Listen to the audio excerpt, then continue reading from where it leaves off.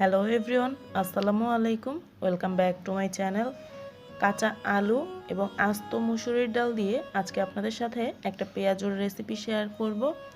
এটা চাইলে রোজার সময়ও তৈরি করে খেতে পারেন, আবার এমনিতেও বিকালের নাস্তা হিসেবেও তৈরি করে খেতে পারবেন। আশা করছি আজকের এই কাঁচা আলুর পেঁয়াজুর রেসিপিটা আপনাদের কাছে ভালো লাগবে। আজকের রেসিপির জন্য আমি এই সাইজের 3টা আলু ব্যবহার করেছি। এখন আলুগুলোর খোসা ছাড়িয়ে খুব ভালো করে এগুলোকে গ্রেট করে ধুয়ে নিয়েছি। বেশ কয়েকবার পানি পরিবর্তন করে এটাকে খুব ভালো করে ধুয়ে নিতে হবে। এখন দিয়ে দিচ্ছি হাফ কাপ পরিমাণ পেঁয়াজ কুচি।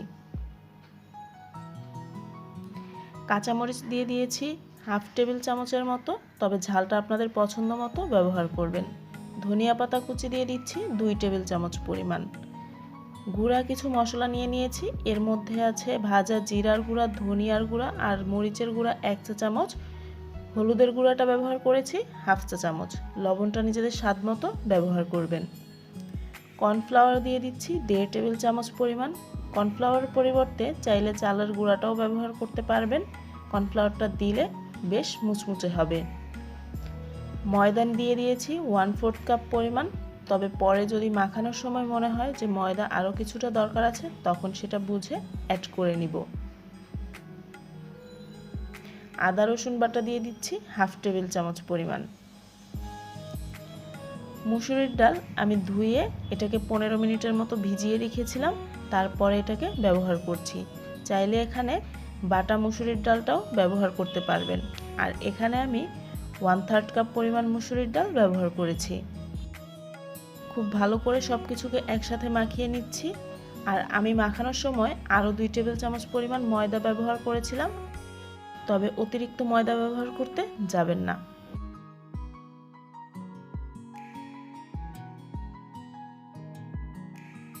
এখন এটা ভেজে নেওয়ার পালা। চুলায় একটা পাত্রে বেশ কিছুটা তেল গরম করে ডুবো তেলেই এগুলো ভেজে নিব।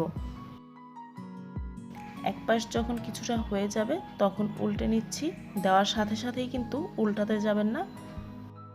চুলার হিটটা মিডিয়াম লোতে রেখে এগুলোকে একটু সময় নিয়ে ভাজতে হবে, কারণ কাঁচা আলু আর কাঁচা ডাল যেহেতু ব্যবহার করেছি, এগুলো সেদ্ধ হওয়ার জন্য চুলার হিটটা কমিয়েই এগুলোকে ভেজে নিতে হবে।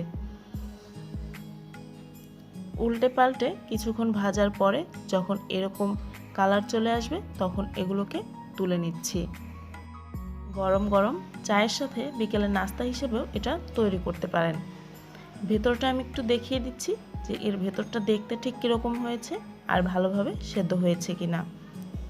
দেখতেই পাচ্ছেন এর ভেতরটা ঠিক এরকম। আশা করছি আজকের এই রেসিপিটা আপনাদের কাছে ভালো লেগেছে। যদি ভালো লেগে থাকে ভিডিওটিতে একটি লাইক দিয়ে ফ্রেন্ডস অ্যান্ড ফ্যামিলির সাথে আমার আজকের রেসিপিটা শেয়ার করবেন। যদি আমার চ্যানেলটি এখনও সাবস্ক্রাইব করে না থাকেন তাহলে প্লিজ আমার চ্যানেলটি সাবস্ক্রাইব করবেন। সবাই খুব বেশি ভালো থাকবেন। আল্লাহ হাফেজ।